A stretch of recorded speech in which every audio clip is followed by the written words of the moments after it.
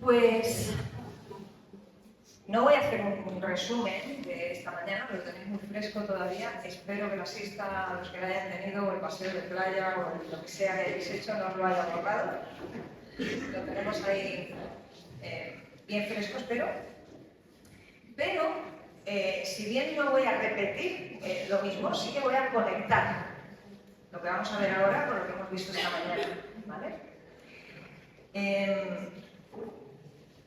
Esta mañana, cuando hemos estado hablando de emoción y pensamiento, decíamos que se interrelacionan muchísimo entre sí, al punto de que a veces no sabemos si mostramos determinadas emociones o sentimos determinadas emociones, incluso no mostrándolas, porque pensamos de determinada manera, y si también sucede a la inversa, esto de no saber si es primero el huevo o la gallina. En cualquiera de ambos casos, porque además las cosas en el ser humano no son tan sencillas como que las cosas sean unidireccionales, van de manera multidireccional y todo es multifactor y multicausa, lo que sí que está meridianamente claro es que, dependiendo de cómo pensamos y sentimos, así actuamos. Si no se produce lo que se llama en psicología una disonancia, un choque, eso suele traer enfermedad mental, qué curioso, y enfermedad física. Cuando una persona siente una cosa, pero tiene que estar actuando de forma distinta en contra de su pensamiento, en contra de su conciencia, por ejemplo, esto cuesta de llevar, ¿verdad? Y entonces al final, o uno termina adaptando la conciencia a lo que hace, o decide adaptar lo que hace a lo que piensa. Y luego vamos a volver un momento sobre ese texto que hemos revisado esta mañana brevemente de Romanos 12, cuando se hablaba de la renovación de nuestro entendimiento, de cambiar nuestra manera de pensar para que cambie nuestra manera de vivir. Y ahí el Señor nos da una pista muy interesante a través de la pluma de Pablo, porque dependiendo de cómo pensamos, así va a venir nuestro camino posterior. Hay camino, dice Proverbios, que al hombre le parece derecho, pero su fin es camino de muerte. El cómo vivimos, lo que hacemos, tiene relevancia. Y decíamos esta mañana que no solamente tiene relevancia en lo inmediato, sino que sirve o a un reino o a otro. Lo que pensamos, lo que sentimos y lo que hacemos, que es de lo que vamos a estar hablando esta tarde, eminentemente, tiene relevancia, tiene trascendencia. ¿Cuántas veces hacemos las cosas bien intencionadamente, pero desafortunadamente no alineadas con el Señor? Y nos va mal. O las hacemos según nuestro propio criterio, pensando en que nos vaya bien, y perjudicamos a otros de cerca. Y el Señor nos convoca a tener siempre en cuenta al otro, incluso como superior a uno mismo. Amarle como nos amamos nosotros, autopreservándonos, cuidándonos, haciendo al otro como queremos que nos hagan a nosotros, ¿verdad? Muchos conceptos que nos tienen que sonar porque están ahí, presentes en el Evangelio, y están hablándonos constantemente de lo que hacemos, lo que hacemos, lo que hacemos. Esta mañana hemos hablado del pensamiento, de llevar todo pensamiento cautivo, esclavo, a los pies de Cristo. Y lo queremos hacer con nuestra conducta también. Queremos preguntarnos qué piensa el Señor de cómo hacemos las cosas. Y lo vamos a estar viendo en diferentes ámbitos, porque la conducta es muy rica.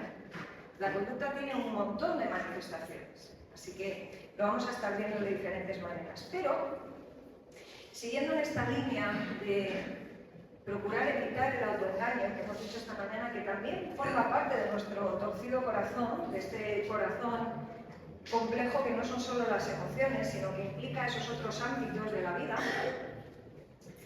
y que muchas veces nos lleva por derroteros equivocados, cosas que terminamos dándole la vuelta para que encaje, torciendo en nuestra mente, diciéndonoslas y diciéndolas a otros tantas veces que hasta el final terminamos creyendo que son verdad, cuando a lo mejor son simplemente pues esos caminos rectos que nosotros pensamos que son rectos, pero que luego en el fondo no lo son. Esta oración fíjate qué curioso, esta frase la menciona uno de los amigos de Job, en un momento muy poco afortunado, pero teológicamente es una frase muy potente. O sea, en realidad era bien intencionado, pero desafortunado en ese momento. Él le decía a Job, dile a Dios que te enseñe lo que tú no estás viendo, que era una manera de decirle lo que nosotros sí que vemos, que es que has debido hacer algo gravísimo y tú no lo estás viendo, pídele a Dios que te lo muestre. Y al margen de lo afortunado o desafortunado que fuera el amigo de Job ahí, que el problema de los amigos de Job es que empezaron muy bien y se fueron torciendo, porque terminaron convirtiendo aquello en un discurso teológico que no aplicaba a Job. O sea, eran verdades teológicas muy interesantes si se hubieran aplicado al caso correcto. Pero es que el caso de Job no era el caso en el que había un pecado que le llevaba a un castigo de Dios, ¿no? Y le dice, enséñame tú lo que yo no veo. Y este es un texto que preside mi salón. En alguna época complicada de mi vida en la que he tenido que tomar decisiones sin tener básicamente ni idea de hacia dónde me estaba moviendo, lo único que tenía claro era que quería que el Señor fuera delante. Lo único que quería era tener claridad para no equivocarme. Esta oración fue una constante y el Señor no defraudó nunca. Básicamente porque Dios no juega con nosotros. Si queremos ver con sus ojos, necesitamos pedirle que nos muestre cosas. Desde nuestra propia vista, nosotros no vemos. Donde pensamos a veces que estamos andando en fe, resulta que muchas veces estamos haciendo las cosas a ciegas y no en el buen sentido de depositando la confianza en el Señor, sino diciendo, no, yo en fe, pero que no tiene a veces nada que ver con el tipo de fe, de confianza en el Señor, que usa bien el pensamiento, que usa bien las emociones. Y pongo un ejemplo como muy práctico. ¿Recordáis la historia de Nehemías? Nehemías en su primer capítulo del libro nos muestra cómo a este hombre le llegan noticias de lo que está pasando en Jerusalén. Y se rompe al escuchar lo que están viviendo allí entre las ruinas de las murallas de la ciudad, las puertas de la ciudad pasadas por fuego, triturada la ciudad. Y Nehemías se conmueve en su corazón, ora al Señor, hay una oración profunda de arrepentimiento por sí mismo y por todos sus compañeros, como diríamos cuando jugamos en el cole, ¿verdad? Por mí y por todos mis compañeros. Bueno, pues él presenta al pueblo, hace esa labor preciosa de los hombres de Dios y las mujeres de Dios, que es interceder. Lo hacía Job, lo hacía Moisés, lo hacía el Señor Jesús. Y en esa intercesión termina el capítulo 1 diciendo, y yo era copero del rey. Y empieza el capítulo 2 con ese momento en el que Nehemías está en la corte del rey y el rey le ve con mala cara y le dice, ¿qué te pasa? Y eso era una mala pregunta por parte de un rey tirano a un servidor de cuyo paladar dependía la vida del monarca. Y sí, resulta que este servidor mío viene con la cara torcida porque está incómodo conmigo, a ver si esto me va a suponer a mí. Entonces le pregunta, ¿qué te pasa? Y es muy curioso ese segundo capítulo, porque Nehemías dice, entonces temí, y rápidamente, casi en el siguiente versículo dice, entonces oré. La oración relámpago le llaman. Imagínate, tienes un rey ahí esperando respuesta, que no te pones, no te arrodillas, te pones a hacer una oración larga. No, es como, Señor, porfa, ¿no? Así en plan muy flash. Pero, ¿por qué cuento todo esto? Porque el rey empieza a hacerle preguntas. ¿Qué necesitas? ¿Cuánto tiempo vas a estar fuera? Y pregunto, ¿pensáis que Nehemías esperó en ese momento una especie de revelación, el neón luminoso que decíamos esta mañana ahí en el cielo, que le dijera, sí, tengo que pasar por estos bosques, por estos sitios, necesito tanta cantidad de madera y voy a estar fuera tanto tiempo? O quizás que en los 4 meses que hay desde el primer capítulo hasta el segundo, Nehemías estuvo orando, por supuesto, y trabajando la fe, pero trabajando con el cuerpo también. ¿Entendéis lo que quiero decir? Andar por fe también significa escoger bien dónde ponemos la vista, poner nuestras neuronas en movimiento, que para eso nos las ha dado el Señor, y todo para su gloria, sin duda, pero pon a trabajar lo que el Señor te ha dado, porque ha sido rico y abundante en cuanto a los recursos de gracia. Nuestra mente, es un recurso de gracia. El propio Jesús insiste a quienes le escuchan, antes de ir contra alguien en la guerra, haz cálculos. Uno mira cuántos vienen del otro lado, uno mira cuántos tiene su propio ejército y saca cuentas, saca conclusiones. Si te vas a poner a construir una torre, mide bien con qué vas a construir. No sea que te quedes a medias y los que vean que te dejas la cosa a medias digan, mira, este empezó y lo dejó a medias. Y mirad, a veces nuestro testimonio hacia afuera no está tanto en lo que decimos y contamos, sino en cómo hacemos las cosas. Excelentemente o dejándolas a medias, porque es que nosotros vamos por fe. A veces hemos convertido, perdonadme que sea tan clara, el asunto de ir por fe en pura tontorronería espiritual libre, carente de contenido en demasiadas ocasiones, y nos toca revisar, porque el Señor nunca nos ha pedido que renunciemos a lo que Él nos ha dado en otros ámbitos para vivir en fe. Lo que nos dice es que no podemos vivir solamente de nuestros cálculos, solamente de nuestra sabiduría. Lo que nos dice es que todo eso lo pongamos a sus pies. Es lo que hemos estado hablando. Así que pedirle al Señor que nos enseñe cómo hacerlo, que nos enseñe a hacerlo bien, es una de esas oraciones que pueden ser clave en cómo vamos a poner en marcha todas estas cosas. No sé si recuerdas los dos filtros que hemos hablado esta mañana. Ante la emoción que siento, una de las cosas que deberíamos preguntarnos es, vale, la botella se está moviendo, suenan cosas, puede ser que esté bien o mal sintonizado. ¿Esto que yo siento está alineado con la verdad de Dios? Es decir, lo que yo siento como verdad, ¿es verdad? Cuando el Señor desde arriba mira esta escena, ve lo mismo que veo yo y nunca vamos a tener la misma visión. Pero hay veces que nosotros nos empecinamos, por ejemplo, en que las cosas son como son. Y en cuanto nos preguntamos, ¿pero el Señor diría lo mismo? Si somos honestos, tenemos que decir, porque en el fondo, claro, decimos con la boca chica. Porque en el fondo sabemos que el Señor ve cosas que nosotros pues, no estamos viendo. ¿Cuál es la verdad acerca de mí mismo, acerca de mi entorno, acerca de esta situación? Que mis emociones me están mostrando y puede coincidir con lo que el Señor ve. Lo que estoy haciendo, las cosas que pienso, las cosas que siento, las cosas que pongo en marcha, me están llevando a situaciones que el Señor llamaría justas, buenas, rectas, agradables ante sus ojos, porque esto es como lo que decíamos esta mañana también de vuelta en Romanos 12:2. La buena voluntad de Dios, agradable y perfecta, es según su criterio, no según el nuestro. Es que esto es injusto, ya, pero Dios piensa lo mismo.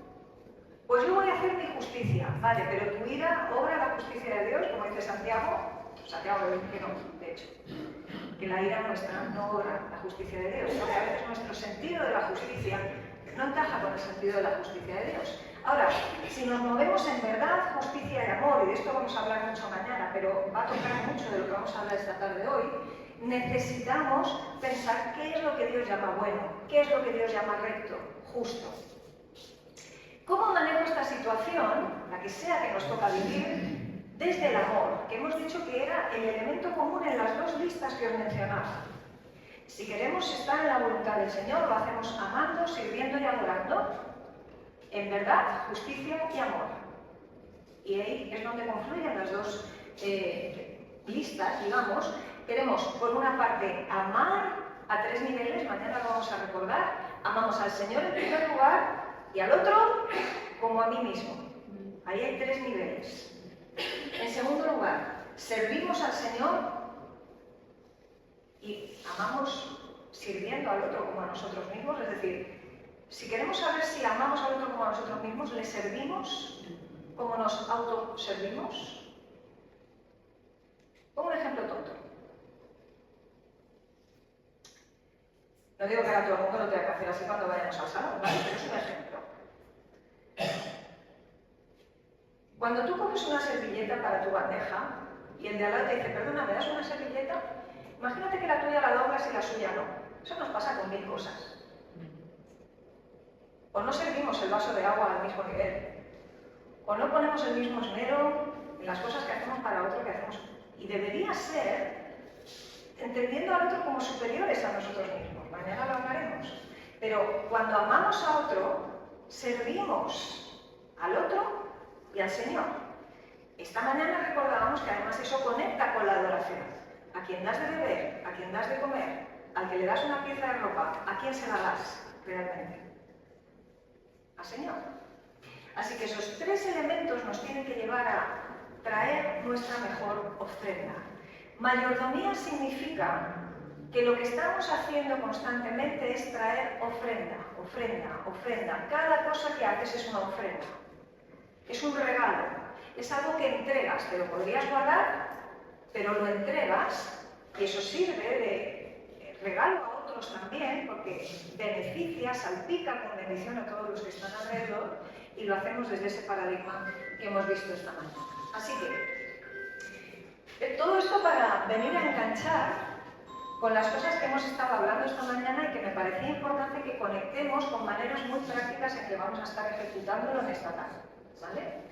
El texto de partida, fijaros que nos decía: no viváis ya según los criterios del tiempo presente, al contrario, cambiad vuestra manera de pensar para que así cambie vuestra manera de vivir y lleguéis a conocer la voluntad de Dios. No va a venir en un cartel, viene en movimiento mientras obramos correctamente, servimos adecuadamente como buenos mayordomos que traen bendición a la casa de su Señor y también a quienes están cerca. Algunas ideas más para irnos llevando poco a poco hacia un plan de acción en el que luego además nos vamos a detener largo y tendido, ¿vale? Para poderlo trabajar desde los grupos pequeños. Donde nuestro pensamiento y nuestra emoción está, dice la Biblia que está en nuestro corazón, y ahí está donde nosotros depositamos buena parte de nuestros intentos, nuestros sueños, deseos. Si paras un momento, por ejemplo, y te planteas ¿dónde está tu tesoro? Cuando tienes media hora libre, por ejemplo, ¿hacia dónde vas? ¿Qué cosas haces? ¿Qué cosas nunca hay que pedirte que hagas? Cada uno pide las suyas. Pero normalmente todo esto suele estar mediado por nuestras emociones. Son espacios en los que encontramos satisfacción y por eso repetimos. Son espacios quizá donde sentimos de alguna manera que crecemos, que florecemos, que somos útiles. Muchas veces puede estar conectado con nuestros dones. Pero tenemos que tener muy claro dónde depositamos nuestro corazón, porque según donde lo depositemos, así va a ir directa y casi de cabeza nuestra conducta también. Hemos dicho esta mañana que el corazón tiene que ver con los deseos, con la voluntad, con la motivación. Según lo que tú estés alimentando, mirando, albergando, hacia allá vas. ¿No os pasa a los que conducís que como fijes la vista en un punto que no sea la carretera, ¿no? ¿Por qué? Porque nos movemos en la dirección de nuestros sentidos. Y hoy las neurociencias, de nuevo, nos vuelven a decir una y otra vez que captamos el mundo a través de los sentidos, la vista, el olfato, el tacto, el oído. Y con esa información nuestro cerebro procesa, hacemos lecturas, interpretaciones del mundo, sacamos nuestras propias conclusiones, no hacemos fotografías del mundo, hacemos interpretaciones del mundo, y según cómo interpretamos el mundo, allá vamos de cabeza a determinados sitios. Por eso es tan importante que pensamos acerca del mundo, qué emociones se están moviendo cuando nuestros sentidos reciben toda esa cantidad de información. Y cuando analizamos a la inversa, dónde estamos depositando buena parte de nuestros intereses y nuestra conducta, entonces empezamos a decir, wow, pues sí que es importante esto para mí. Cada 15 minutos que tengo libres me lanzo de cabeza a ver Netflix. O estoy obsesionado con ese libro que empecé. O yo no me puedo plantear un día sin haber estado un rato con mi novio. O sea, la conducta nos puede dar pistas, por eso cuento todo esto, de dónde está nuestro corazón. ¿De dónde tenemos nuestro tesoro? de en dónde estamos poniendo buena parte de nuestra inversión. Y de nuevo vamos a tener que preguntarle al Señor, muéstrame tú lo que yo no veo, porque si estoy poniendo mucha carne en este asador y este no es el asador donde tú quieres que ponga la carne, necesito saberlo. Y creo que a veces lo sabemos. Pero creo que muchas veces, y de eso hablaré luego en los grupos, nos cuesta hacer un cambio. No creo en la fuerza de voluntad, ya lo adelanto, pero sí que creo que cuando entendemos que nuestras vidas necesitan un cambio para poder estar alineados realmente con el Señor, en algún momento nos toca rendirnos, hacer un buen plan y funcionar en esa dirección. La inercia solamente nos va a llevar en la línea de lo que nos apetece,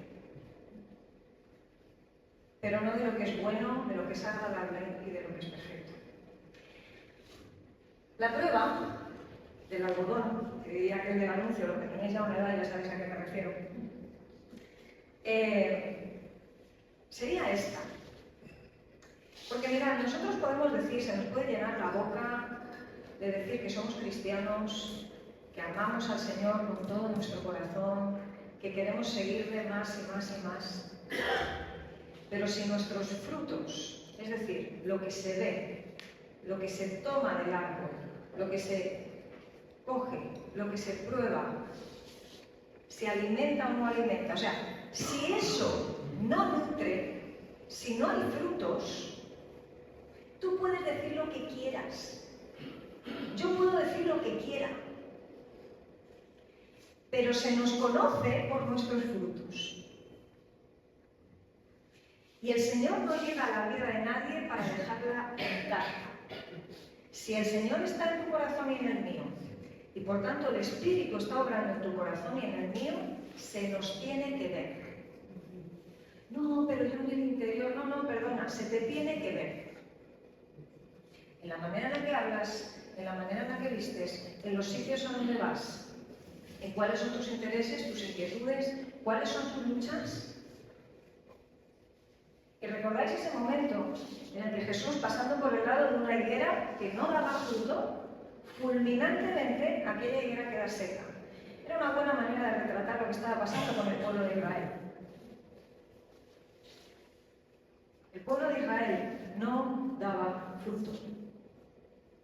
Y un día le gritaban vítores a la entrada de Jerusalén y al día siguiente estarían cantando "Crucifícale" al unísono.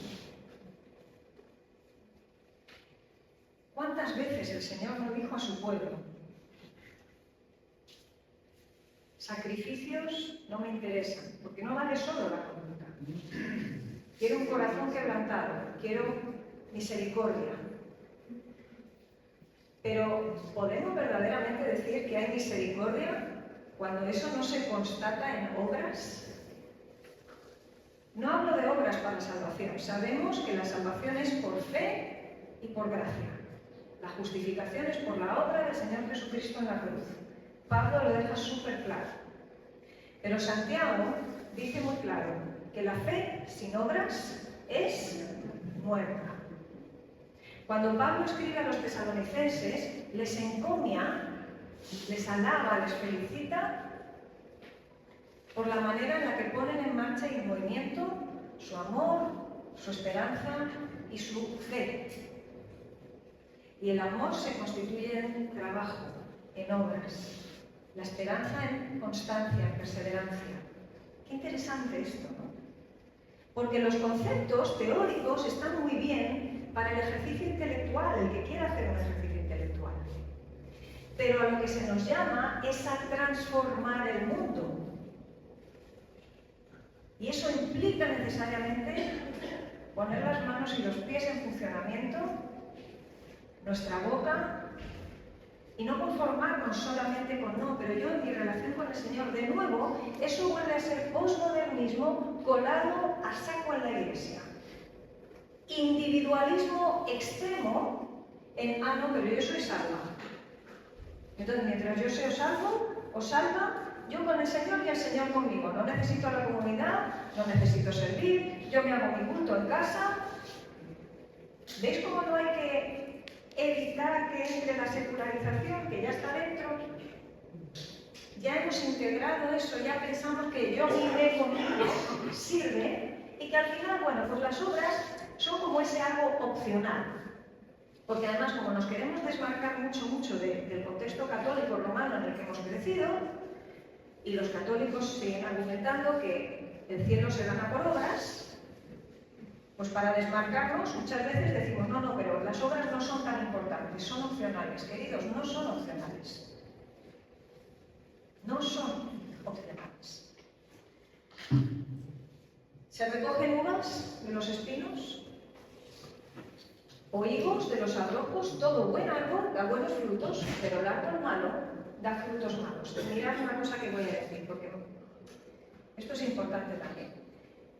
La Biblia, el Señor, a través de su palabra, nos deja muy claro que no juzguemos, porque no somos jueces.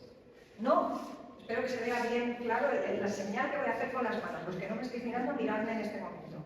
No se nos da el permiso a juzgar, pero sí se nos da el llamado a juzgar con los ojos, a ver, a discernir. Cuando estamos ante una persona, perdonadme, que lleva 40 años en el Evangelio y todavía no ha dado ni un fruto, yo no estoy para decidir si es salvo o no es salvo. Eso no me toca a mí. Pero que los frutos no los vemos por ninguna parte, eso es una realidad como un templo. Y Pablo escribe en varias de sus cartas animando a los creyentes a que juzguen con sus propios ojos y diferencien lo que es bueno de lo que es malo, lo que es agradable al Señor de lo que no lo es, que diferencien, por ejemplo, buenos maestros de falsos maestros. ¿Cómo se hace eso sin juzgar por los frutos lo que tenemos delante? Los frutos son súper importantes. Hechos son amores y no buenas razones, dice el refranero español. ¿Por qué? Porque hablar es gratis. Cantidad de gente te puede hacer unos sermones impresionantes, pero fíjate en su vida. Podemos dar cada uno de nosotros, un testimonio con palabras brillante, pero ¿cómo está nuestra mayordomía desde la conducta? ¿Qué tipo de frutos estamos dando? Si comparamos el día de hoy con el momento en el que conocimos al Señor hace X, ¿podrían los demás ver frutos a lo largo de estos años? ¿En qué hemos brillado, entre comillas? Mejor dicho, ¿cómo hemos hecho que brille Cristo mientras nosotros menguábamos a la hora de estar poniendo en movimiento lo que el Señor nos ha dado? Eso es mayordomía de la conducta. Así que, mirad, hay muchas maneras en que tenemos conducta visible. Por eso pongo el iconito de la cámara. ¿Qué es lo que grabaría una cámara de vídeo?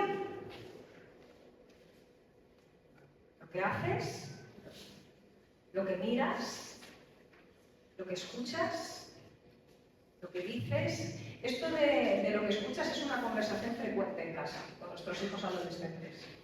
Oye, ¿tú piensas que esta música que estás escuchando verdaderamente refleja lo que por otra parte dices creer? Hoy entiendo que, yo sé, gente como Bad Bunny es un fenómeno de masas, ¿no? Pero a uno le entra un poquito de escalofrío con algunas cosas que dice, ¿no? O debería. Pongo ese ejemplo, podríamos poner otros. Las señales visibles no son tan fáciles de torcer, digamos, o de disimular como nuestras palabras. Pongo un ejemplo. Entre lo que comunicamos con nuestras palabras y lo que hacemos con nuestros hechos, a veces puede haber una diferencia. Cariño, estoy guapa, ¿no? ¿Con qué te quedas? Con el pero si te he dicho que sí. No, yo me quedo con el ¿no? Porque eso es más difícil de falsificar. Ante una disonancia entre lo que se dice y lo que se hace, entre lo que uno dice creer y lo que muestran los frutos, no, pero yo soy un manzano, ya, pero das peras. ¿Eres consciente? Peras en el mejor de los casos. A lo mejor resulta que, como decía el texto anterior, pues hay ahí un cruce mucho más heavy, ¿no? No, pero yo creo, porque yo, y entonces ahí ves a gente como súper espiritual, ¿no? Y luego es cruzar la puerta de la iglesia y ya pasamos del domingo al lunes y del lunes al viernes somos como gremlins. Nos toca el agua y de repente nos transformamos en otra cosa distinta. Hay mucho de esto en nosotros. Y esto, digo, esa idea de ¿qué estaría grabando la cámara de vídeo? ¿Qué graba la cámara de vídeo cuando estamos solos? ¿Qué grabaría la cámara de vídeo cuando estamos al teléfono con alguien y le estamos diciendo sí, sí, hermano, sí, sí, tú estás? Porque, oye, somos así. Total, como no se nos ve, que nuestro sí sea sí y que nuestro no sea no, tiene que ver con la mayordomía de la conducta. Esto no deja títere con cabeza, no deja movimiento sin tocar, agobia mucho, sí, pero es que creo que estamos llamados a esa excelencia, por otro lado. Así que tu conducta externa habla de cómo está tu transformación interna, la mía. Y si pensamos que hemos sido súper transformados porque lo sentimos, pero luego nuestra conducta habla de otra cosa, habla en otro idioma completamente distinto, ya te digo que estamos programados para ante una disonancia entre lo de dentro y lo de fuera, la gente se va a quedar siempre con lo que haces. Por eso, entre otras cosas, el mundo nos sigue llamando hipócritas. Esto tiene todo que ver con la misión. Esto tiene todo que ver con esos embajadores que somos. Sí, porque yo conocí al Señor y entonces dejé de hacer. Y la realidad es que no hemos dejado de pecar. Espero que vivimos ya no inmersos en el pecado como antes, de manera abundante como antes, vale. Pero o empezamos a ser mucho más honestos en la manera en la que presentamos el Evangelio y decimos, ¿sabes qué? Mira, me sigo tropezando, cayendo, equivocando, sigo pecando, vamos a llamarle por su nombre, sigo pecando todos los días. Pero ¿sabes cuál es la diferencia? Que yo ahora acudo a Cristo. La única diferencia que hay entre la vida de las personas de la calle y la nuestra es que nosotros acudimos a Cristo. Eso espero. Es lo que se supone que hacemos. Y sí, somos nuevas criaturas y si hacemos como Pablo, estamos en esa lucha de voluntades entre el viejo hombre y la nueva naturaleza. Y sabemos que la cabra tira hacia el monte y Pablo decía aquello de lo que no quiero hacer, eso hago. Y lo que quisiera, justo eso no hago.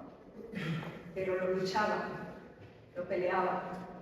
Y decía, gracias doy por Jesucristo. Y entonces empieza el glorioso capítulo 8 que tanto nos gusta. Pero el capítulo 7 de Romanos es un capítulo de profunda lucha, en el que Pablo tiene que reconocer sus ruinas. Y esto le da credibilidad y le da autoridad también en su liderazgo. ¿No os podéis imaginar cuántas veces haciendo consulta a líderes, a pastores, a consejeros, a diáconos que dicen lo estoy pasando fatal, o tengo un problema, o tengo tal lucha, pero ¿cómo le voy a decir a nadie que estoy pasando por esto? ¿Qué van a pensar de mi liderazgo? Y entonces empezamos a vivir una vida de mentira sin darnos cuenta de que Jesús, Pablo y los grandes líderes de la Iglesia pusieron en marcha liderazgos de vulnerabilidad, en los que reconocían que ellos eran polvo, pero que el Señor era el Rey. Y que cuando caían, era el Señor el que les sostenía. Y que si algo bueno había en ellos, era porque el Señor se lo daba. Y era prosigo a la meta, no porque lo haya alcanzado todavía, pero tengo mi vista puesta en Cristo, sigo en esa dirección, me muevo en eso. Integridad. Personas que vivimos nuestra vida en el Evangelio exactamente igual, detrás de las cortinas que delante de las cortinas. Exactamente igual, con un micrófono en la mano que sin el micrófono en la mano. Mirad, me da una rabia, igual soy yo, ¿vale? Me da una rabia, gente que te habla de una manera en el pasillo, pero luego sube a un púlpito y dice, queridos hermanos, y yo digo, ¿eh? Yo me acuerdo que mi hija pequeña me decía, mamá, ¿por qué hablas raro? Pero es que yo lo pensaba también, ¿no? que pasa es que uno políticamente correcto se calla. Ya con los años voy perdiendo filtros, como veis. ¿Por qué? ¿Por qué impostamos? ¿Por qué esa doble manera de hacer las cosas? Si no hay nada más bonito que seas la misma persona en todos los foros, íntegro, coherente. Evidentemente, pues, con determinados contextos, pues uno guarda un poquito más determinadas normas del protocolo, pero una cosa es el protocolo y otra cosa es el impostaje. ¿Nos pensamos que la gente en la calle no ve esas cosas? ¿Cuántas veces habéis pasado, que supongo que sí, como los he pasado yo, algún momento difícil en la fe con nuestras luchas? ¿No os pone un poco más cerca del precipicio cuando estáis en vuestra iglesia y de repente veis impostajes? Ojalá que aquí no los haya.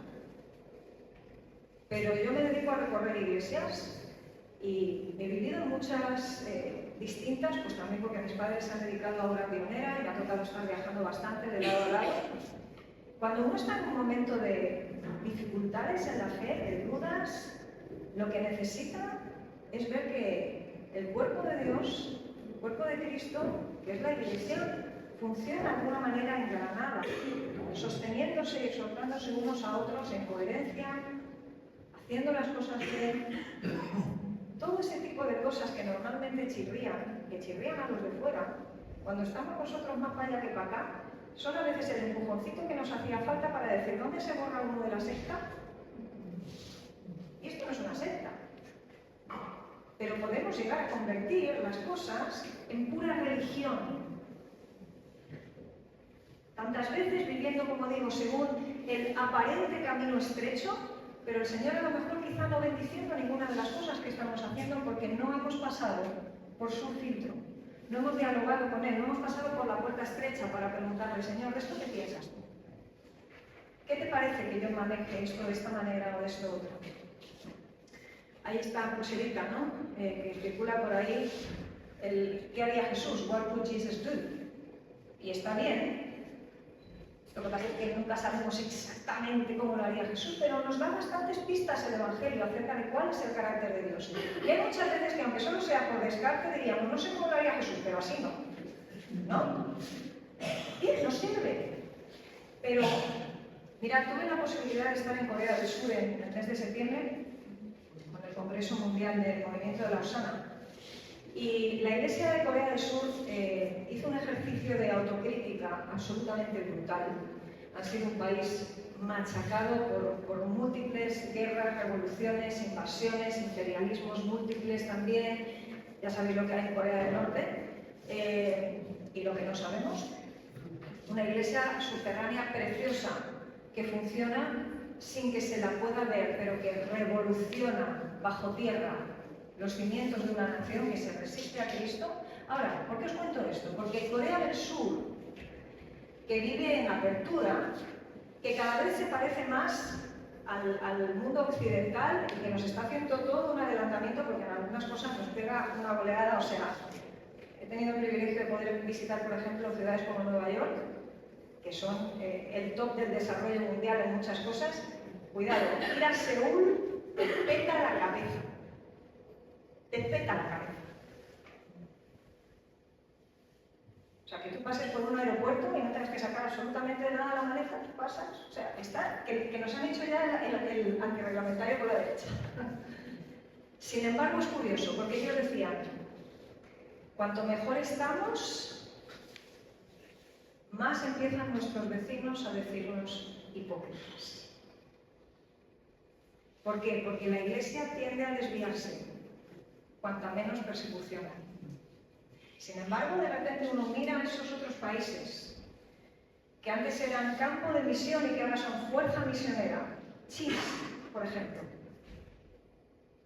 Países del Medio Oriente, África, India, donde la gente se juega el cuello no por salir a la calle a evangelizar, no, simplemente porque un vecino tuyo sospeche que eres cristiano. Esa gente se parte la cara con el Evangelio, esa iglesia crece. Y viven vidas de ejemplo que terminaron poniéndonos a los 7.500 que estábamos en la sala de rodillas.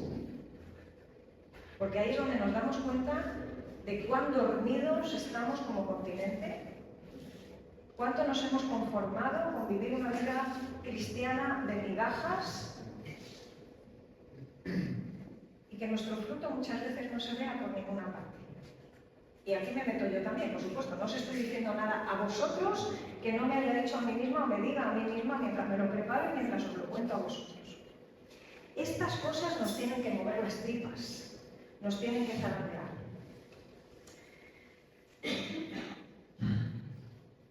Muchos me dirán, Señor, Señor, y sin embargo el Señor va a decir, pues, no sé qué decir. No te conozco, ¿quién eres? ¿Te imaginas que después de una vida de pensar que hemos estado sirviendo al Señor y haciendo las cosas en una conducta que pensamos agradable, que estamos honrando, resulta que nunca le hemos preguntado realmente si el Señor quiere que hagamos las cosas de esta manera? Qué bueno sería que le preguntáramos, que el Señor vaya adelante y entonces nosotros vamos detrás. No que a veces nosotros tomamos las decisiones y esperamos que luego el Señor nos acompañe. El orden de los factores aquí altera gravemente el producto y esto marca también nuestra vida de mayordomía. Una misma fuente no puede dar agua dulce y agua amarga. Una de las cosas que me gustaría animaros a hacer cuando os volváis a casa del retiro mañana sería lo siguiente. Cuando uno está interesado en un tema para poder leer las Escrituras y saber qué nos dicen las Escrituras acerca de ese tema, es muy interesante leer todo lo que leemos en clave de, en este caso, mayordomía. Por ejemplo, yo llevo estos 25 años leyendo la Biblia en clave psicológica. Quiero saber qué es lo que la Biblia dice del comportamiento humano en general. Los que son educadores, pues quizá pueden leer la Biblia en clave de educación y no solamente quedarnos con los 4 textos en los que se menciona padres e hijos y eso es todo lo que dice la Biblia sobre educación. Tenemos un Dios que ha decidido llamarse Padre Nuestro. Otro de tantos textos que habla de que no podemos estar a dos aguas. Que si somos cristianos, eso se tiene que ver por nuestros frutos, se tiene que ver por nuestra unidad, se tiene que ver por la manera en la que nos amamos. En el primer siglo, los cristianos eran conocidos por estar dispuestos a ayudar a otros en medio de epidemias, en medio de pestes, en medio de incendios, en medio de catástrofes, a riesgo de dejarse sus vidas por el camino. Porque el que ama, al final, no es el que da la vida por otros. Era su manera de amar, era su manera de servir, era su manera de adorar. Su conducta estaba empapada de Cristo, porque nuestra imitación es hacia ese modelo que es Cristo. Ninguna fuente puede dar dos tipos de agua. O damos de uno o damos de otra. Y si uno bebe agua, ¿cuánto tiempo tarda en darse cuenta de si está amarga? Al momento ya una idea, ¿no? No nos pensemos, cuando damos ciertos frutos, que se tarda mucho en notar de qué palo son esos frutos. La gente no es tonta, los demás no son tontos, el hermano no es tonto, el hermano es tonto, Dios no es tonto. Y nos habla de nuevo, Romanos, de que lo que el hombre siembra, eso también siega, pero dice Dios no puede ser juzgado. El Señor vuelve, el Señor pide cuentas, el Señor espera de nosotros que hayamos puesto en movimiento lo que tenemos. Y este texto que vamos a estar viendo un poquito más en detalle, y con ese vamos a ir cerrando, para ir moviéndonos hacia un ejercicio que haremos después, es muy interesante porque aquí está Pablo hablándole a Timoteo de que sea ejemplo. Y es muy interesante, digo, porque menciona 6 asuntos que están directamente alineados con el tema de la conducta.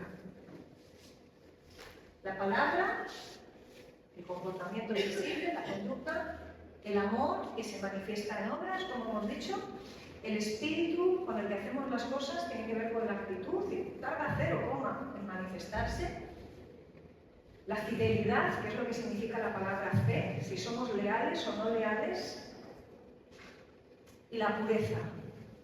Si nuestra conducta pasa el filtro de limpieza para que el Señor la llame pura, limpia, agradable delante de sus ojos. Le dice que, igual a Tito, en las cartas pastorales vemos esto, que se presente como ejemplo de buenas obras en la enseñanza, mostrando integridad, seriedad, palabra sana e irreprensible, de modo que el adversario se avergüence y no tenga nada malo que decir de nosotros. Y uno podría decir, bueno, pero eso se le está diciendo a los pastores. ¿Sabéis que como pueblo de Dios hemos sido hechos un pueblo de reyes y sacerdotes para gobernar el mundo? Por supuesto, los que dirigen la Grey tienen la responsabilidad extrema de comportarse según esas largas listas que se hacen en las cartas pastorales, ¿verdad? Entre otros textos. Pero ninguno de nosotros deberíamos pensar que esto no nos toca directamente. ¿O es que acaso lo de ser marido de una sola mujer solo aplica a los pastores? Por ejemplo. O mirar la manera en la que llevamos nuestras casas. O cómo nos hablamos unos a otros. Todas estas cosas, fijaros, las buenas obras, la integridad, la seriedad, la palabra. Una palabra que sana, y voy a detenerme aquí en un asuntito. Ahora que hay cada cual por ahí que se llena la boca de una frase que se ha puesto de moda desde hace unos años aquí, especialmente los portadores únicos, parece ser de lo que llaman la sana doctrina. Si es sana, tiene que sanar. ¿Por qué? Porque por nuestros frutos se nos conoce. La palabra de Jesús era liberadora, profundamente íntegra, era verdad, al 100%. Ninguno de nosotros estamos en posesión absoluta de la sana doctrina. Y a veces, de tanto decirlo, pensamos que eso parece que nos convierte en... No, señores, nos vamos a llevar sorpresas todos. Igual tenemos que rebajar un poquito la intensidad de cuán sana es nuestra doctrina y decir, con la ayuda del Señor, con la luz que el Señor me da, creo entender por la palabra tal o cual cosa, pero el Señor nos ayude. Porque si lo que estamos trayendo muchas veces no es sanidad, sino que es esclavitud, porque como hemos dicho esta mañana, estamos poniendo comas donde no toca, puntos donde no toca, obviando textos donde no toca, diciendo lo que Pablo o el otro o Jesús dice, pero no mirando hacia lo que Pablo o el otro o Jesús hacían, además de decir, perdón. Aquí estamos jugando. Eso no es íntegro. Eso no es honesto. Eso significa no saber cuál es el papel que jugamos en este mundo. Nosotros somos polvo. El Señor en su gracia y en su misericordia nos permite con cierto grado de luz entender ciertas cosas. Y muchas veces tenemos que reconocer, si somos suficientemente honestos, que pasa el tiempo y tenemos que decir, esto que dije no estaba correcto. Esto que pensaba a la luz de la Escritura no estaba correcto. El Señor nos sigue iluminando y nos siga iluminando. Y en el proceso, en el camino, por favor, integridad, seriedad. Si no hemos llegado a la meta, vamos a decir como Pablo que no hemos llegado. No, pero yo antes y ahora. Hace unos años estuve en una conferencia. Ahí sí que me costó callarme y no me callé. Luego alguien me regañó y le di mis razones y ya no me regañó más, pero en su momento me regañó. Porque alguien que participaba en el encuentro, pues yo creo que con buena intención, pero yo solamente pensaba en las muchas cosas que veo en la consulta por parte de creyentes, porque lo que yo atiendo son creyentes. Y esta persona, digo, con buena intención, lo que decía, lo que le tenemos que invitar a la gente del mundo es a que se fije en nuestras familias. Y yo pensaba, ¡no! Por favor. O sea, si se fijan en nuestras familias, salen por patas. ¿Desde cuándo presentar el Evangelio y lo que Jesús hace en las familias es decirle a la gente que se fije en nuestras familias? Lo que les tendremos que decir a lo mejor es, mira, lucha en mi familia como tú luchas en la tuya. Pero mi ánimo está en que mires a Cristo, es lo que estoy intentando todos los días de mi vida. ¿Eso nos suena algo más a Evangelio? ¿Qué tipo de credenciales estamos presentando? ¿Con qué naturalidad nos presentamos? ¿No será que hay autoengaño ahí? Bueno, no me voy a enredar. Hay una diferencia grande entre ser admiradores de Cristo y ser seguidores de Cristo. Y creo que muchas veces en nuestros contextos de iglesia, no solo hablo de España, hablo en el mundo en general, era un poco de lo que se hablaba también en la conferencia. Tenemos las iglesias llenas de seguidores o de admiradores. Creo que muchos son admiradores. Les gusta lo que Jesús dice, lo que Jesús plantea, pero es como, ya, pero yo en temas de sexualidad ahí no estoy de acuerdo. Y yo pienso, somos unos campeones, somos las únicas ovejas del mundo mundial que cuestionamos la postura del pastor de las ovejas en mayúsculas acerca de las consideraciones que tiene acerca de la vida. Es como, bueno, Jesús, vas atinado, pero en esto un poquito radical, ¿no? En los temas de finanzas, por ejemplo, bueno, sí, a ver, esto lo hace todo el mundo, ¿no? Por ejemplo. Las ganancias deshonestas no solo tienen que ver con el dinero. ¿Qué pasa con apropiarse del mérito de otros? Por ejemplo. No sé. Vamos a hacer un ejercicio luego en el que os voy a invitar a que pensemos en qué cosas somos tentados a hacer las cosas mal. Y os voy a pedir, por favor, que no os centréis en los típicos pecados que todo el mundo tiene en mente. Adulterio, corrupción financiera y... No. Pensad en otras cosas. Luego os doy algunas ideas o algunos ejemplos. Porque ahí es donde nos damos cuenta de hasta qué punto podemos estar siendo admiradores o si realmente queremos un cambio porque lo necesitamos. La palabra es lo que dices, la conducta lo que haces, el amor el cómo lo haces, el espíritu, cuál es la actitud de lo que estás haciendo. La fe, ¿te mueves por principios humanos o por principios divinos?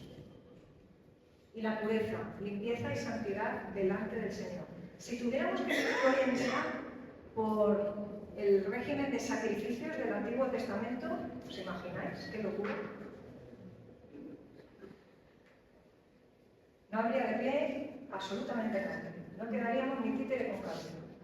Pero nos hemos ido al otro extremo. Hemos pensado que porque la sangre de Cristo lo cubre todo, ya no somos llamados a santidad, ya no somos llamados a integridad, ya no somos llamados a llevar vidas limpias. ¿Cuál es tu mejor ofrenda? Esta es la pregunta que volvía a mi mente cuando preparaba esto. Así que voy a detenerme rápidamente en algunas cosas importantes. En cuanto a palabra, si quieres una consigna rápida, y en esto abunda, pero hago muchísimo, ojo con la lengua. Ojo con lo que dices. Con cómo lo dices. No dices solamente con tus palabras, dices con tus silencios, dices con tus actitudes, dices con tus miradas. ¿Lo grabaría una cámara de vídeo? Eso forma parte de nuestra conducta. ¿Reflejaría a Cristo lo que graba esa cámara de vídeo? La manera en la que dialogamos entre nosotros, la manera en la que nos tratamos, reflejaría la manera en la que Cristo se entrega, en la que Cristo lava los pies de sus discípulos, por ejemplo. No me voy a detener porque Santiago, como digo, abunda mucho, pero solamente para deciros, recordarnos. Fijaros cómo le llama. Habla de la lengua como si fuera un fuego. Pero además dice que es un mundo de maldad. Y dice que está puesta entre nuestros miembros y contamina todo el cuerpo. E inflama la rueda de la creación y ella misma es inflamada por el infierno. Qué manera tan intensa de decir que esto lo carga el diablo muchas veces. ¿Os acordáis de ese momento en el que Jesús le dice a Pedro, apártate de mí, Satanás? ¿Quién cargaba en ese momento la lengua de Pedro? Porque lo que él estaba diciendo no venía del cielo, venía de otro sitio. Ese es uno de esos ejemplos en los que vemos claramente que todo, absolutamente todo lo que hacemos y decimos, incluso con nuestra mejor intención, está tocado de una manera que no es neutra. O sirve a un reino o sirve a otro. Y todos nosotros somos a veces colaboradores del reino equivocado.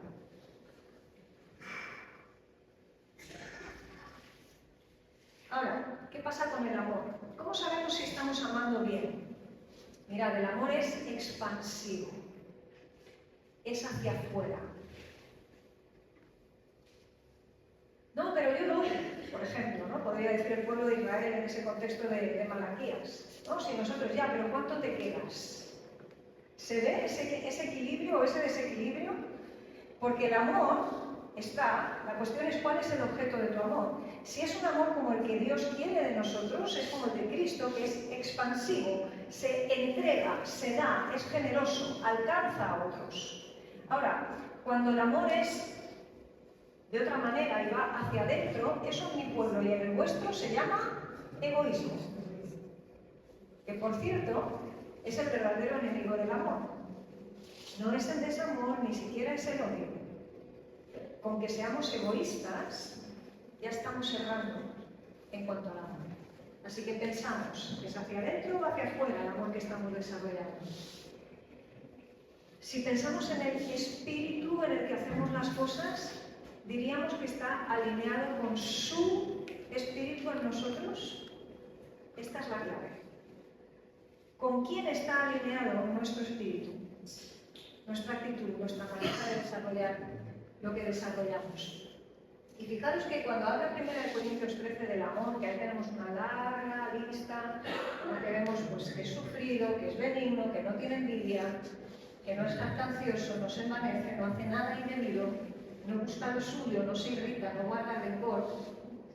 Me voy a detener un momentito en estas dos últimas partes, cuando dice, no se goza de la injusticia, mas se goza de la verdad, todo lo sufre, todo lo cree, todo lo espera, todo lo soporta. Mañana vamos a hablar de esto, pero lo conecto con este texto porque este texto no nos detendremos en él mañana, mañana va a ser algo mucho más breve y solamente vamos a tocar un texto en Efesios 5. Por cierto, me encantó ver que en vuestro devocional de mañana vais a hablar de ser imitadores de Dios como hijos de luz, que es de lo que vamos a hablar mañana. No nos habíamos coordinado, pero estas cosas que pasan. Dice que no se goza de la injusticia, pero sin embargo luego dice que todo lo sufre y todo lo soporta. Dice que se goza de la verdad, pero dice que todo lo cree. ¿Cómo es eso? ¿Cómo puede ser que esas cosas sean compatibles la una con la otra? ¿No parece casi una contradicción en términos? Y mirad, el amor no puede ser indiferente al pecado. Lo hemos visto esta mañana. La frase no se goza de la injusticia implica una postura ética en nuestra vida. Implica que no podemos llamar a lo bueno malo y a lo malo bueno. El amor cristiano no tolera y se complace en el mal. Así que decir todo lo espera, todo lo soporta, no significa que el cristiano es tonto. ¿Recordáis ese momento en el que Jesús, en el tribunal este improvisado que crean en la casa del sumo sacerdote, alguien viene y le pega un buen troncazo? Y él se gira y dice, ¿por qué me golpeas? Y ojo, no le arranca la cabeza a un político ni mata a su batallón de ángeles para que se carguen al alguacil. Pero el Señor nunca comulgó con la justicia a medias ni con la injusticia. Nunca aceptó como verdad cosas que no fueran verdad. Esa idea de todo lo cree tiene mucho más que ver con si damos credibilidad a las personas. Ahora, si las personas nos demuestran por sus frutos que no se están ciñendo ni al amor ni a la justicia ni a la verdad, el ser cristianos nos está llamando a aceptar el abuso de la gracia como si eso fuera el Evangelio. No voy a resolver todas esas preguntas, pero os dejo pensando en ellas. Porque a veces leemos estos textos muy rápido y no nos damos cuenta de que hay esas aparentes contradicciones, que no son contradicciones, solamente son llamadas a profundizar más porque son temas difíciles. No podemos dejar de lado ni la verdad ni la justicia para amar mejor. Hablaremos de eso mañana. Y este es uno de estos textos que nos ayudan también a verlo. ¿Ves con los ojos de Dios? Y uno dice, pero no íbamos por fe. Efectivamente, ir por fe es mirar con los ojos de Dios. Y para ir por fe ponemos nuestra vista en Jesús, el autor y consumador de nuestra fe. No es que tener fe de repente significa ir el resto de la vida así. No, lo que se nos dice es dónde tenemos que depositar la vista ahora que andamos por fe. No es que nos arrancamos los ojos, no es que ya no vemos nada. Significa que intentamos, buscamos al Señor, intentamos, pedimos que nos permita ver lo que nosotros no vemos. La oración de la que os hablaba antes en el libro de Job. Y si pensamos en pureza, piensa en aquella famosa canción de Alejandro Sanz, si te ayuda cuando nadie me ve. Pero no lo enfoques como él lo enfoca. Cuando nadie me ve, puedo ser o no ser. No. Deberías ser íntegro, tanto cuando se te ve como cuando no se te ve. De hecho, la mayoría de nuestras tentaciones tienen lugar cuando nadie nos ve. Otras tienen lugar cuando los demás nos ven. Por ejemplo, cuando impostamos y decimos, queridos hermanos, eso pasa cuando tienes público. Tú no vas por tu casa diciendo, querido hijo, ¿no? El hijo ni te va ni te viene muchas veces porque no te va a dar el feedback, ¿no? Dependiendo de dónde estamos, nuestra conducta es tentada de una manera y de otra. Y qué duro el Evangelio en esto, podríamos decir, pero en sus maneras increíbles de presentar las lecciones más importantes de nuestra vida al Señor, lo que hace es decir, oye, piensa en quién te está haciendo caer y apártalo, retíralo. Es tu ojo, haz algo con él. Es tu mano, haz algo con él. ¿Dónde ha quedado aquello que decía Job de he hecho un pacto con mis ojos para no mirar mujer, en aquel caso, o virgen, ¿no? Una mujer que no es la mía? Por aquello que decía Jesús, aunque Job era mucho antes de Jesús. Pero Jesús recuerda, el que mira a alguien con una intención que no es la correcta, ya adulteró con esa persona en su corazón. Y esto aplica a hombres y aplica a mujeres. Algunos todavía tienen dudas de si la pornografía es pecado o no es pecado. ¿Sí? ¿De verdad?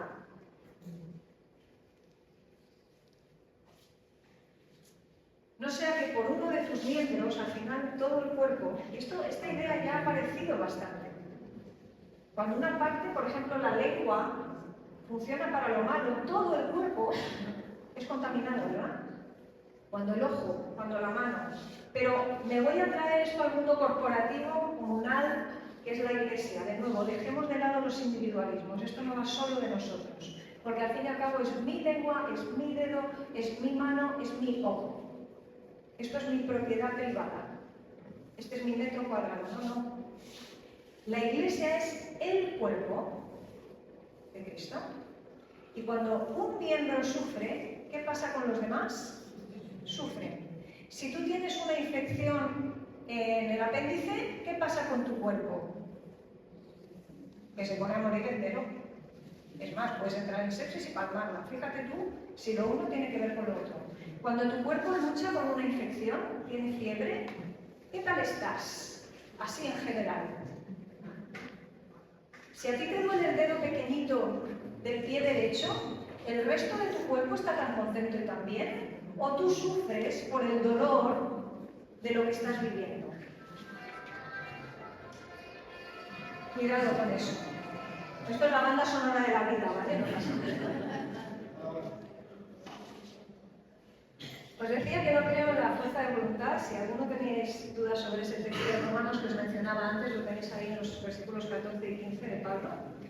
Y el plan que vamos a estar trabajando ahora en grupo en un momento tiene que ver con en qué cosas somos tentados, ¿vale? De manera que ya os adelanto, no estoy proponiendo que hagamos un plan de fuerza de voluntad. No va a funcionar. La fuerza de voluntad no funciona. Por lo menos no funciona para dar lugar a cambios duraderos. Los cambios te duran media hora tirando a una hora, pero poco más. Uno empieza con muy buenas intenciones y la cosa se suele quedar a medias. Pero cuando entendemos que nosotros vivimos en presencia de Dios y delante de Dios, comprendemos de qué manera somos tentados, comprendemos que eso tiene todo que ver con nuestra propia naturaleza. Cada uno es tentado de maneras distintas, que no escoge, porque las tentaciones vienen a la medida de la persona distinta y única que cada uno de nosotros somos. No sé si lo habéis pensado, pero Dios no hace clones. Cada uno es distinto. Tenemos esa manía de criticar al otro porque peca distinto que yo. Pero yo soy tentada en cosas que vosotros no, y vosotros sois tentados en cosas que a lo mejor a mí no. ¿Por qué? Porque depende del corazón, del tesoro donde cada uno lo tiene puesto. Inquietudes, incluso pues, nuestras habilidades, nuestros dones, nuestras pasiones, nuestros sueños, cosas que pueden ser legítimas, pero que en el momento que intentamos cubrir de maneras ilegítimas, por medios que no son los apropiados, en momentos que no son los apropiados, en cantidades que no son las apropiadas, la cosa se tuerce. Aterrizar el asunto de la tentación a cosas concretas ayuda muchísimo a poder entender cosas, a poder poner en marcha un plan, pero ese plan tiene que ser con la ayuda del Señor, si no, no funciona. Eso es lo que vamos a estar trabajando. Así que, mirad, nos vamos a reunir en grupos pequeñitos, como esta mañana, pueden ser los mismos u otros, pero yo solo animaros a que no os volváis locos ahora buscando lo de esta mañana. Reuniros con las personas que tenéis alrededor. No es un espacio para necesariamente contar vuestros aspectos más íntimos, en el sentido de que yo entiendo que muchos de vosotros, aunque os conocéis, no os conocéis.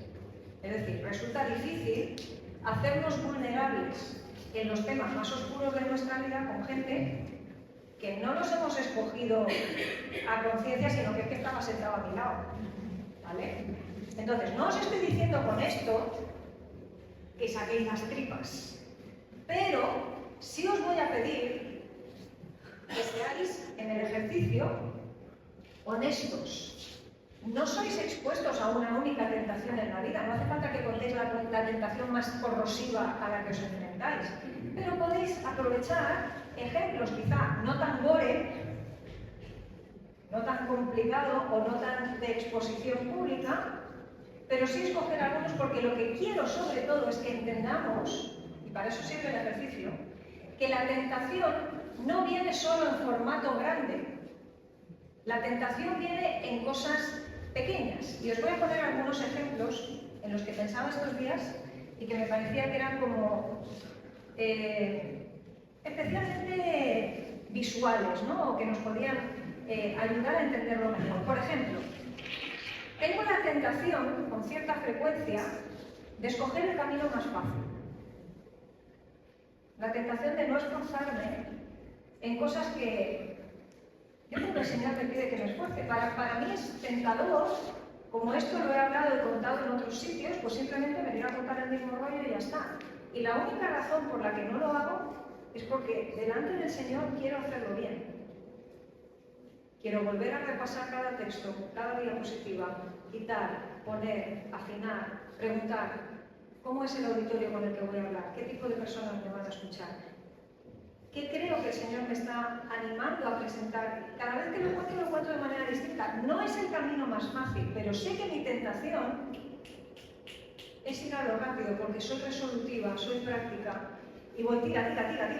Y no, creo que el Señor nos pide otras cosas. Por ejemplo, otra tentación es hacerlo rápido, o pensar solamente a corto plazo, pero no pensar en las consecuencias que algo puede traer a medio o a largo plazo. O, por ejemplo, dejar de hacer cosas importantes y detenerme en lo accesorio. La maldición de la distracción.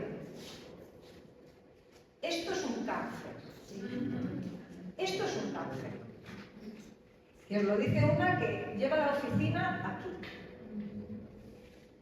Pero tenemos que elegir bien el uso que hacemos de esto, ¿eh? Porque esto, si lo dejamos, se lo come todo. Aquí hay tentaciones a cascoporro. Más cosas, por ejemplo, hacerlo de siempre. No renovar mi entendimiento, no renovar mi manera de tratar a las personas, pensar que ya hemos llegado, es una tentación. Decir, pues somos una buena iglesia, ya estamos, ¿no? Por ejemplo. Podría ser tentador, por ejemplo, hacer buenas cosas, pero por malas razones, de cara a la galería, porque al fin y al cabo nadie puede leer las razones exactas por las que estoy haciendo las cosas. O por ejemplo, una tentación es cuando vemos una necesidad, hacer como que no la hemos visto. Esos son tentaciones que están ahí, que son mucho más sutiles. Creo que de esas podemos hablar en el grupo. No hace falta que habléis de la pornografía ni de otras cosas que a lo mejor pasan por nuestra cabeza cuando pensamos en tentaciones. Que quiera hablar de pornografía, que lo haga.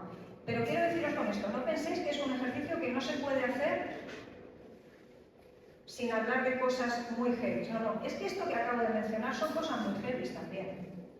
Y son tremendamente heavy, sobre todo porque se nos escapan, porque no nos detenemos en ellas. Así que lo que quiero que hagamos es pensar en al menos 2 tentaciones que cada uno tiene, compartirlas es un ejercicio saludable, nos da pistas, por eso yo he compartido algunas de las mías, porque creo que nos da pistas para hacer un buen análisis también, y piensa, para que cada uno de nosotros piense, ¿por qué yo soy más vulnerable a esto?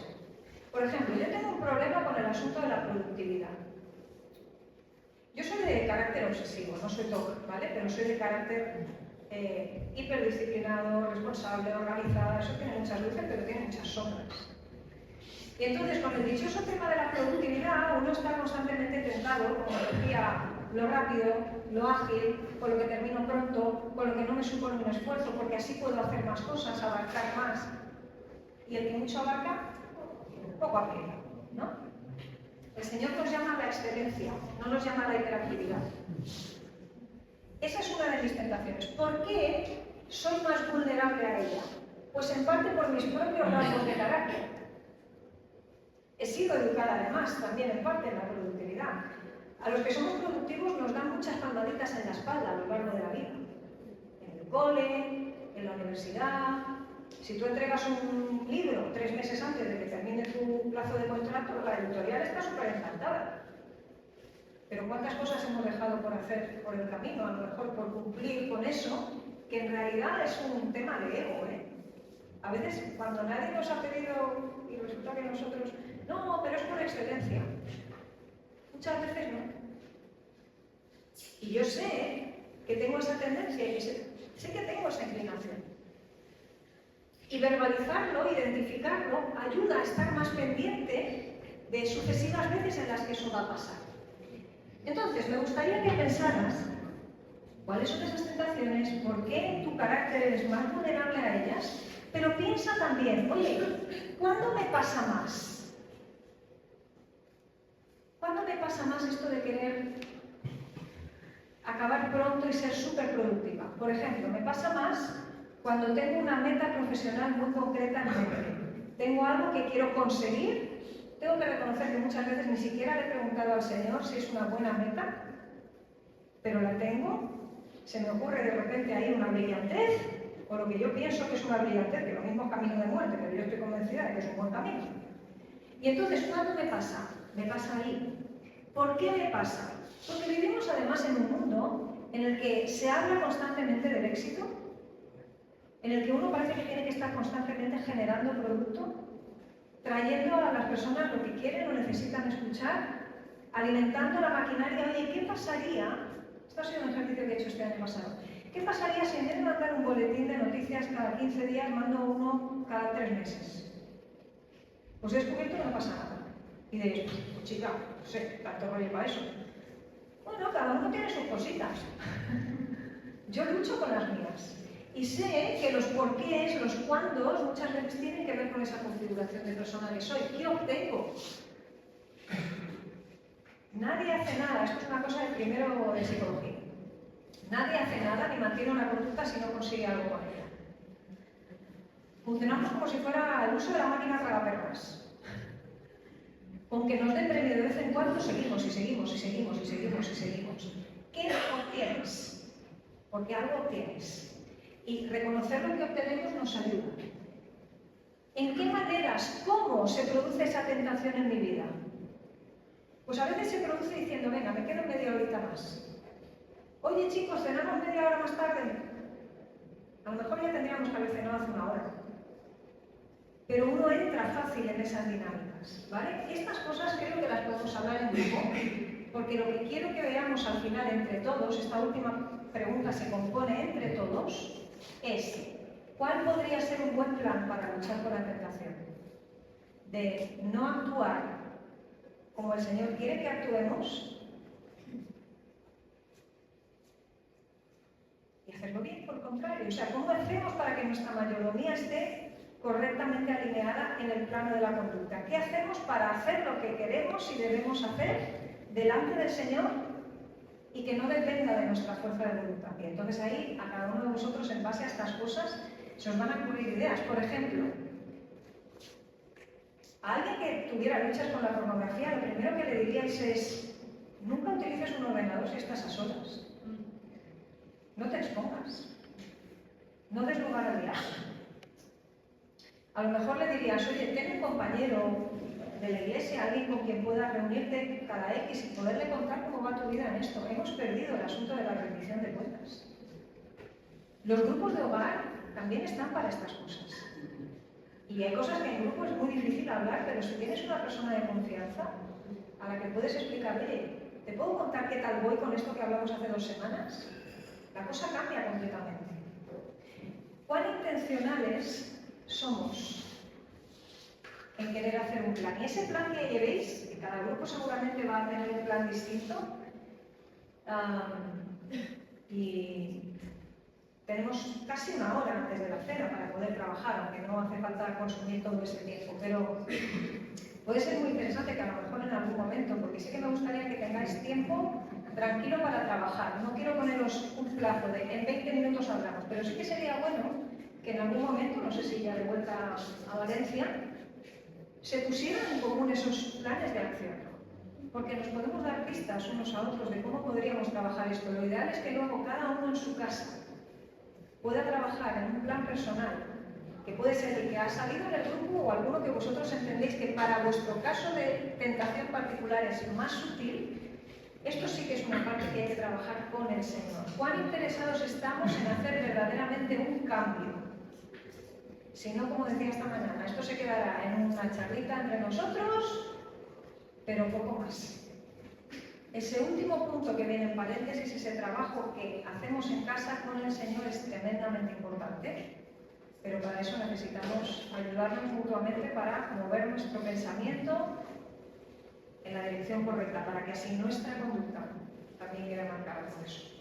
Antes de cerrar este punto y empezar con grupos, ¿os parece si oramos un momento y le pedimos al Señor que bendiga este ratito de conversaciones?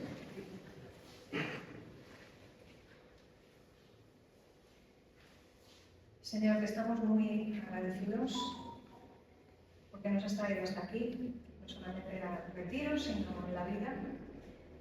Nos traes a este momento, a este lugar, a considerar delante de ti, presencia tuya, delante de tu palabra, delante del modelo precioso de Cristo, Señor, cuán alejados estamos muchas veces también de ese modelo perfecto.